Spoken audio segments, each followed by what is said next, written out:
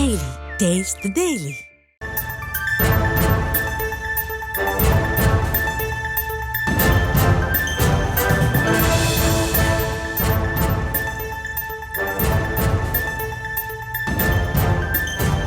நெல்லையில் மருத்துவ கழிவுகள் கொட்டப்பட்ட விவகாரத்தில் நடவடிக்கை எடுக்காதது ஏன் என கேரள அரசுக்கு நீதிமன்றம் கேள்வி எழுப்பியிருக்கிறது. கூடுதல் விவரங்களை செய்தியாளர் மதிவழகன் வழங்க கேட்கலாம். வணக்கம்.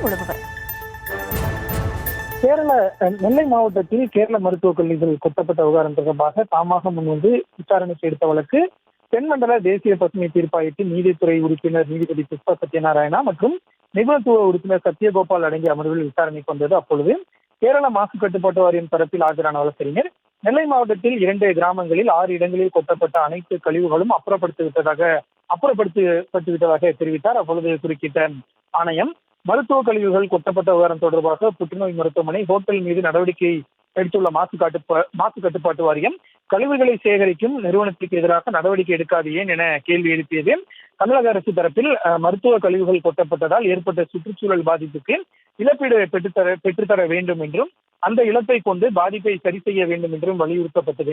இழப்பீட்டை வசூல் செய்வதற்கு கேரள அரசு எந்த நடவடிக்கையும் எடுக்கவில்லை என்றும் தொடர்ச்சியாக நோட்டீஸ் மட்டுமே அனுப்பி வருவதாகவும் கேரள அரசுக்கு எதிராக தமிழக அரசு தரப்பில் குற்றம் சாட்டப்பட்டது. அப்பொழுது ஆணையம் தமிழகத்தில் கழிவுகள் கொட்டப்படுவது தொடர்பாக இது 3வது வழக்கு.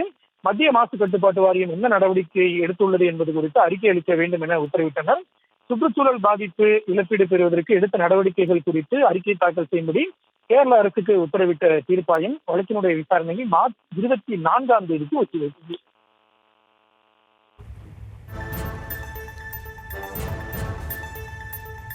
விவரங்களுக்கு நன்றி மதிவழகன்.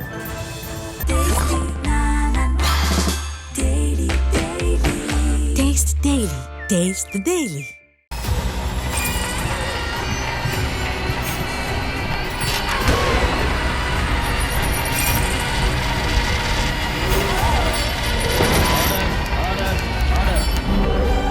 நிகழ்தகவு குற்றங்களின் மறுபரிமாணம் நாள்தோறும் இரவு 10 மணிக்கு இணைந்திருங்கள் நமது நியூஸ் தமிழ் தொலைக்காட்சியோடு.